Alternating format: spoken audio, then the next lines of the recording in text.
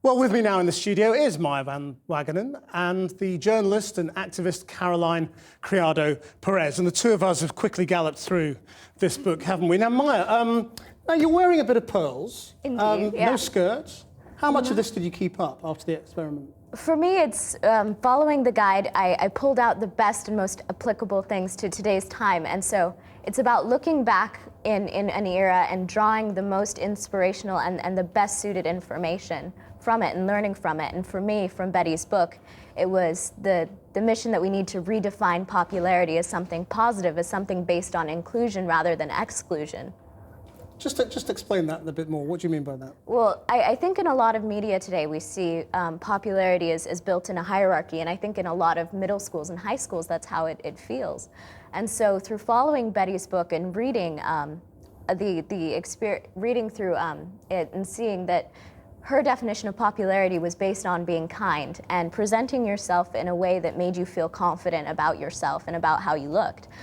Are you alarmed, Caroline, about going back to the 50s? Well, I have to say, when I first heard about it, yes, I was quite alarmed. And I think, to be fair on Maya, I think the media has not represented her book very well, because it does come across as very much all about girdles, which of course is essentially 50s Spanx and pearls. And if that were the heart of the book, then I would be very concerned, because it would be about, you know, returning to an era in which women were valued solely on the basis of their looks. But I think Maya's book is a lot more nuanced than that. Having said that, I would like if there were a book like this for boys as well. I think the one concern is that so often it's about women changing themselves to fit into society, and for women to be nice and to look nice. And that's true, isn't it? I mean, is that just the teenage experience? Do you think? I definitely think that it's rough. And I think a lot. But what you did was you took yourself out of it, wasn't it? You know, yes. you said, I'm not going to play your game of fashion, but I'm going to invent my own, and I'm still going to draw attention to myself. Yeah, so it wasn't as much stepping back into an era to conform to a certain belief system.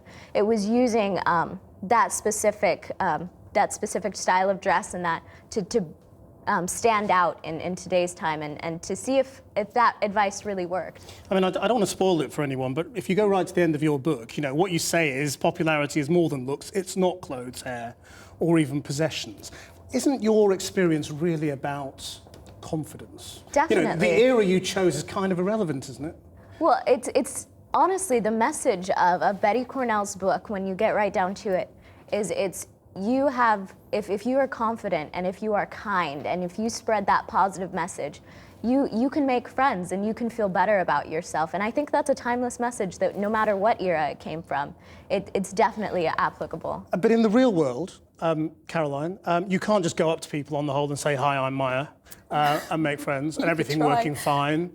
I mean, you know, is this all just a bit idealistic, cosseted? I don't think it's necessarily idealistic and cosseted. I think, you know, it's obviously worked very, very well for Maya, and that's really great to see. I mean, my only concern is, as I say, that I think that we need to have a book like this for guys, because so often it is about focusing on women and getting them to change to fit into a social structure, rather than changing a social structure so that, I mean, I suppose the main thing that I sort of felt quite sad about when I read a review of your book was that you described yourself, I think it was a Hobbit-loving nerd. And I just thought, how sad that you can't be a Hobbit-loving nerd and be popular. There's something very wrong with the world. It is sad, and I think now, I think there's, I was talking with someone today about owning that geekiness, and I think Betty Cornell, reading her book and teaching, basically it taught me how to be confident in my own skin. Do you feel you ended up owning your geekiness at the end of this? Totally. And I think that... Because you don't look very geeky now. Well, I left my glasses at home. What does looking geeky mean, anyway? I'm a geek on the inside. I wore a Star Trek shirt and Doctor Who socks this morning, so you just didn't see me earlier. And do you think that there are tips for young people in this book? Definitely. I think there are tips. This is a life manual. Well, maybe. I don't know. There are tips for everyone, I think, and everybody draws something different from it. I get messages from readers from all ages, men and women, and there was, you know, a message the other day of someone said, I'm a 57-year-old man and your book made me cry. And so I'm like, so maybe it's a little bit timeless in that respect. Maya, Caroline, thank you both very much indeed. Thank you. John. Thank goodness that makes two of us. I left my glasses home, but I got contact lenses.